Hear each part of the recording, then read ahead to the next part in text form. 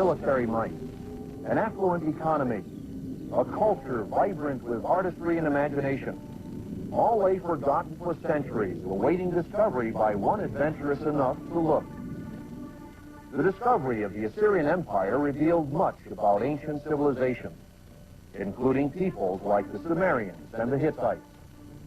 It also reveals something of great significance about our modern world. Join us next as we uncover the lost empire of Assyria.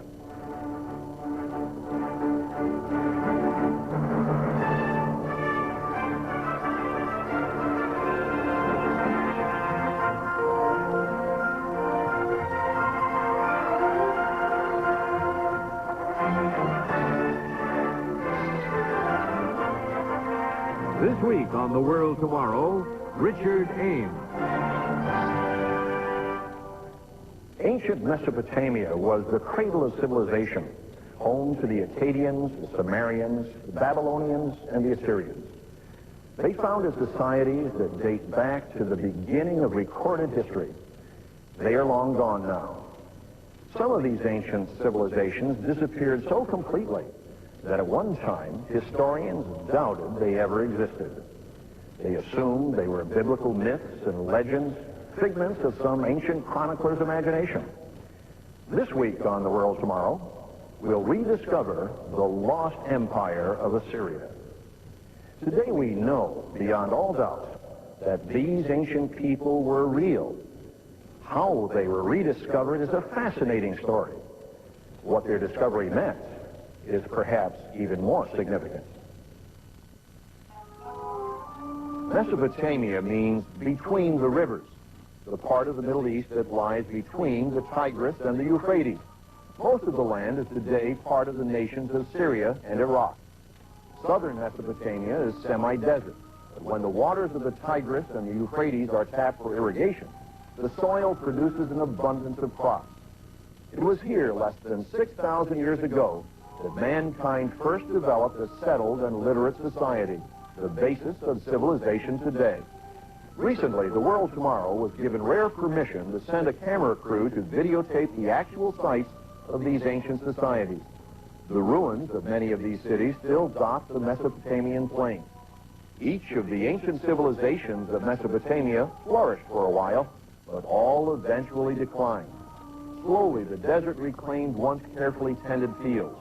The old cities crumbled into ruins. In time, all traces of the once thriving societies vanished beneath the relentless sand. For centuries, they lay abandoned. Only the remnants of the pyramids, or ziggurats as they were known, were left, along with the piles of baked mud bricks and a few broken pots and ornaments. Yet these lonely mounds were once the centers of lively civilization. The Assyrians were one of these ancient civilizations. The Old Testament tells us that these were the people who took the Israelites into captivity more than 2,500 years ago. But the Assyrians seem to exist only in the pages of the Bible and in classical literature and Arab traditions. The Old Testament of the Bible claimed that the Assyrian kings challenged the rulers of Israel and Judah. The second book of Kings tells how they invaded the Promised Land and took the people of Israel into captivity. The names of the Assyrian leaders, Tiglath-Pileser, Sargon, Shalmaneser, Sennacherib, and Ashurbanipal, once struck fear into the hearts of ancient Israel and Judah. But there wasn't a shred of evidence that these rulers had ever lived. No contemporary records had ever been discovered that would confirm the Old Testament. But in the last century, all this changed. Archaeologists began to make discoveries that put an entirely new light on the biblical record. What they found dramatically confirmed that Assyria was indeed one of the great empires of the ancient Near East. Today, we have no doubt. We have in our great museums the evidence of the power and might of these ancient warriors who stormed into the pages of the Old Testament nearly 3,000 years ago. We know about them because of finds like this. The great alabaster winged lion, now on display here at the Metropolitan Museum of Art in New York. It once guarded a gate of the palace of Ashurnazirpal II. Ashurnazirpal was king of Assyria in the 9th century B.C., ruling from the mighty city of Kala, today called Nimrud, on the Tigris River. Kala was one of the great cities of the Assyrian Empire. It was built on a plateau on the eastern bank of the Tigris. It held a commanding view of the surrounding countryside. Kala is listed in the book of Genesis as one of the cities founded by Nimrod more than 2 centuries before the birth of Abraham. Like most of the cities of the ancient world, Kala was destroyed and rebuilt many times. In the 9th century B.C., the Assyrian king Ashurnazirpal II chose Kala as his royal seat and military capital. He and his son, Shalmaneser III, built Kala into a magnificent city. Defensive walls surrounded 900 acres of parks, palaces, temples, and gardens. The permanent population may have been as high as 63,000. Kala was destroyed in the late 7th century B.C. The site was virtually forgotten until it was rediscovered over 2,400 years later. The excavations of pioneer archaeologists like Austin Henry Layard began to bring the treasures of the lost Assyrian Empire to light during the 1840s. Today, the palaces of Ashurbanipal and Shalmaneser have been excavated and partially restored. The kings ruled the world from these rooms. Here they received the tribute of fallen nations and planned further conquest against those who would not submit. It was probably here that the fate of the kingdom of Israel was sealed, as the decision was made to deport the inhabitants to other parts of the empire. The throne rooms were lined with carved and painted bas-reliefs on which the emperor recorded his exploits. Many of these were taken from Kala by the archaeologists who first explored these sites. These bas-reliefs from Kala are now on display in the British Museum in London. The colorful paint is faded, and the carvings are often chipped and broken. But even today, far removed in time and distance from their homeland, they show the conquering might of the Assyrians and the fate of those who opposed them, the long lines of hapless captives being led into exile. One of the most important exhibits is this stone monument known as the Black Obelisk. It was found at Kala. It shows 5 rulers of conquered territories bringing their tribute to Shalmaneser. On the second level, we see a king bowing before the Assyrian king. The Assyrian scribe lists him as a descendant of Omri, the name by which the Assyrians knew the royal house of Israel. It's probably Jehoram, one of the last kings of Israel. Other evidence of the might of Assyria can be found today in many of the great museums of the world, including the Metropolitan Museum of Art in New York. When you stand next to this great statue that once guarded the Assyrian king's palace, or examine over here the carved bas-reliefs that so carefully recorded their exploits, it's hard to believe that scholars once doubted that some of these rulers existed. At first, the pioneer explorer Austin Layard had thought that Kala was Nineveh, that great city to which the reluctant prophet Jonah was sent. But when Layard realized his mistake, he turned his attention to 2 mounds across the river from the modern city of Mosul. The larger, known as Puyunyik, meant a place where sheep feed. The other, Nebu Yunus, according to local tradition, was the tomb of the prophet Jonah. The local people said these mounds contained the remains of buried cities.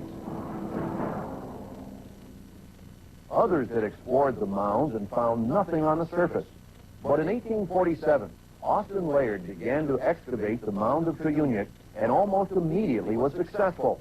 His workers found the remains of temples and palaces. Layard soon realized that he had discovered Nineveh.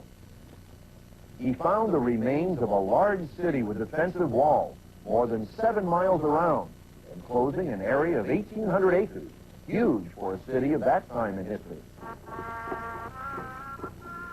Today, those walls have been partially rebuilt using the original stone. This was the great city that the biblical prophet Jonah had come to in the mid-8th century B.C.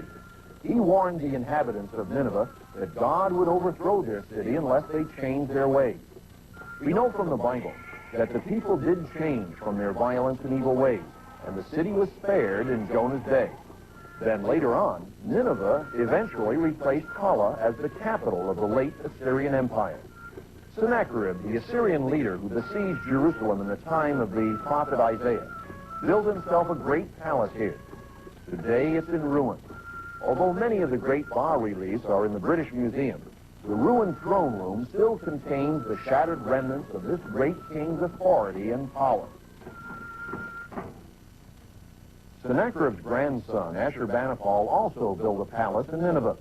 He is known to have been one of Assyria's most forceful rulers, but he was also a lover of books and learning. He sent scribes throughout the empire, copying and translating all the historical, scientific, and religious material they could find. Ashurbanipal seems to have taken as much pride in his intellectual achievement as he did in his conquest. He wrote in his chronicles, "I, Ashurbanipal, learned the art of writing on clay tablets. I read the beautiful clay tablets from Sumer, and the obscure Akkadian writing, which is hard to master. I had my joy in reading the inscriptions on stone from the time before the flood." He preserved these precious records in the Royal Archives in Nineveh. Layard discovered the remains of this library in 1853. He brought to light thousands of clay tablets inscribed in the strange cuneiform writing of the Assyrians. Today, the Assyrians are among the best known of the people of antiquity. We can view their art and read their poems and literature. We know how they lived and how they worshiped. We also know of their wars, their conquests. These then were the Assyrians. They were ruthless, efficient, cruel to their enemies, but also the builders of a remarkable civilization. The Bible tells us that they became, in the words of the prophet Isaiah, the rod of God's anger, a nation used to punish the people of Israel. For a while, the Assyrians were the masters of their world. To their captives, they must have seemed unbeatable. This bas-relief shows King Ashurbanipal's forces assaulting a city using a siege machine which looks amazingly like a modern battle tank. The Assyrians must have thought that their military might would keep them in power forever. But history and the Bible tell another story. About a century and a quarter after Jonah, the Bible shows that God spoke to Nineveh through another prophet, Nahum. At this time, the Assyrians were still masters of their world, but Nahum prophesied that their days were numbered. His words are preserved in the short Old Testament book named after him, the Book of Nahum. In 6 remarkably detailed prophecies, he showed how the pride of the great city would be broken forever. We'll look at these fascinating prophecies and how they were fulfilled in the second half of today's program. Right now, I'd like to offer you this free booklet, Introduction to Prophecy. If you've ever wanted to understand the prophetic books of the Bible, you'll find this booklet very helpful. It takes you step by step towards understanding what they're all about. Introduction to Prophecy will help you begin to gain a new perspective on the past, the present, and more importantly, the future. Be sure to request your free copy of Introduction to Prophecy. And if you're not already a subscriber, we'll also send you a free subscription to the Plain Truth magazine for as long as you like. Earlier, the rediscovery of the remains of the Assyrian Empire was one of the outstanding archaeological discoveries of the last century. Before that time, scholars could read about the Assyrians in the Bible and classical and Arabic literature, but no tangible evidence of them had ever been discovered. Some scholars were doubting that the Bible's history about Assyria was reliable. But as the ruins of Calah, Nineveh, and the other cities of the empire were uncovered, the names of the great kings that struck such terror into the people of the Old Testament, names like Tiglath-Pileser, Sargon, Sennacherib, and Ashurbanipal, were proven to be genuine historical figures. And so the history preserved in the pages of the Bible had to be taken seriously. Not only the history, the rediscovery of the Assyrian Empire also showed the accuracy of another aspect of the Bible, prophecy of future events. We'll see why as we look at the words of Nahum. The Old Testament prophet Nahum lived while the Assyrians were still dominating their world. About 80 years before Nahum wrote, the Assyrians had invaded the kingdom of Israel and taken the people into exile. Nahum's nation Judah had barely escaped. 15 years later, the Assyrians laid siege to the city of Jerusalem, and the Bible shows that it took the intervention of God to save Judah from the same fate as its neighbors. Yes, Nineveh seemed invincible. No one could stand up against its might. But the prophet Nahum confidently predicted its utter destruction. In 6 prophecies, he explained in specific detail how the mighty empire would meet its downfall. Nahum predicted that the city of Nineveh would fall quickly and easily. All your strongholds are fig trees with ripened figs. If they are shaken, they fall into the mouth of the eater. He also forecast that its end would come while the defenders were in a state of drunkenness. For while tangled like thorns and while drunken like drunkards, they shall be devoured like stubble fully dried.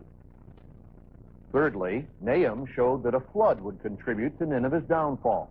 In chapter 1, verse 8, he wrote, "But with an overflowing flood, he, that is God, will make an utter end of its place." And in chapter 2, verse 6, "The gates of the rivers are opened, and the palace is dissolved." Next, Nahum showed that the proud city would burn. "Fire shall devour the bars of your gates." He then warned that after Nineveh had been destroyed by invasion, flood, and fire, it would never rise to prominence again. Other great cities of the ancient world had risen and fallen, often several times. But Nineveh was about to fall once and for all. Your injury has no healing. Your wound is severe. Finally, he made the astounding prediction that not only would the greatest city of the time fall, but it would also disappear and, to all intents and purposes, be lost to human view. You can see this in chapter 1, verse 14. "The Lord has given a command concerning you. Your name shall be perpetuated no longer. I will dig your grave." So there were 6 specific prophecies that Nahum spoke against the most powerful city of the day. It all seemed so unlikely, but within a few years it happened exactly as Nahum had predicted. As we saw in the first part of today's program, the Assyrian Empire did fall and was lost to view. But as the ruins were identified and slowly uncovered, archaeologists have found confirmation that Nahum's prophecy was indeed fulfilled. The Assyrians were cruel and efficient conquerors, subduing and suppressing many nations, but they overextended themselves. In 612 B.C., a confederation of Scythians, Medes, and Babylonians rose up in rebellion and laid siege to Nineveh.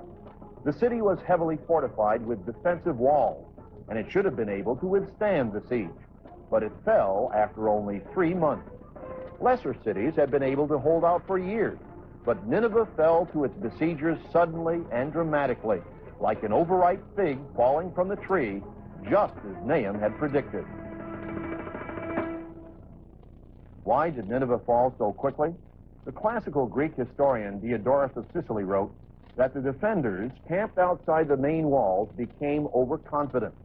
Their enemies had not been able to force them to withdraw behind the city's defensive walls. Their commanders, during a drinking bout, let down their guard, allowing the enemy to break through their camp defenses. Remember, Nahum had predicted that the city would fall while the defenders were drunk. Even so, with the outer defenses breached, Nineveh had many fallback positions. The Assyrian forces were able to regroup within the perimeter walls, but now nature intervened. Diodorus wrote, "After heavy rains, the river broke down a distance of the city walls. Besiegers, learning of the break in the walls, attacked." Archaeologists have found a layer of sand and pebbles a few feet below the surface, evidence of the sudden flood that undermined Nineveh's defenses. Once again, Nahum's words were fulfilled. Nahum also predicted that the city would burn. Listen to this report from M.E.L. Malawan, leader of an expedition to Nineveh about 40 years ago. "The condition in which we found the throne room was a dramatic illustration of the final sack. The wall plaster had been packed hard and burnt yellow by flames, and then blackened by soot, which had penetrated into the brickwork itself. The intense heat had caused the south wall to bend inward, and the floor of the chamber itself was buried upon a great pile of burnt debris over 1.5 meters in depth, filled with ash. And so, as Nahum predicted, the greatest city of its time had been conquered, never to rise again. And the palaces, courtyards, and gardens fell into ruin. Soon, all that was left to show where proud Nineveh had been were the shapeless mounds by the Tigris River, until it was rediscovered in the 1840s. As I said earlier, so total was Nineveh's downfall that until then, some scholars doubted it had ever existed. But now we know better. Those ancient mounds, all that remained of ancient Nineveh, have told us something important about history and prophecy. The story of Nineveh, as recorded in the scriptures, in history, and in the archaeological records, shows us that the Bible can be trusted. Twice, God sent his prophets with a warning to Nineveh. The Bible tells us that the Ninevites listened to the first prophet, Jonah, and changed their ways. But their change of heart didn't last. A century and a quarter later, God sent a message through Nahum that Nineveh's days were numbered. Within a few years, once proud Nineveh was reduced to desolate, fire-blackened heath. There are some profound lessons we can learn from the lost empire of Assyria. The rediscovery of Nineveh, Calah, and other Assyrian ruins confirmed the historical accuracy of the Bible. Time and time again, the Bible has been doubted, questioned, even ridiculed. But when the evidence is in, we find that it was right after all. We must learn to respect this ancient book, not only for its teachings and its histories, but also for its prophecy. It's often been said that the moral teachings of the Bible are timeless, and obviously the history that is recorded in the Bible occurred as a lesson for us. But what about prophecy? Prophecy could be described as history written in advance, sometimes far in advance. Nahum's prophecy against ancient Nineveh was fulfilled fairly quickly, within 25 years in fact. But many other prophecies took longer. Daniel, for example, looked down through the ages, and he outlined the rise and fall of the empires that would come in the centuries after Assyria's fall. History shows that these prophecies were also fulfilled one after another. Eventually, all prophecy becomes history. For example, the prophets predicted, centuries before it happened, the life and death of Jesus Christ. They foretold his resurrection, and even more significantly, his return. I say even more significantly because his return, as predicted in the Bible, is an event that has not yet occurred. And that means that not all prophecy has been fulfilled, even today. It's important to realize, then, that the words of the prophets have a message not just for the ancient cities of antiquity, but for our modern age as well. In the years ahead, these prophecies will begin to become history. But as they do, they will affect you and me, because many prophecies are directed not just at one city or one region, but toward every person on earth. The message of the Bible is powerful, and it's not just for the inhabitants of ancient cities long ago, but for us and our global society in this modern age and in the years to come.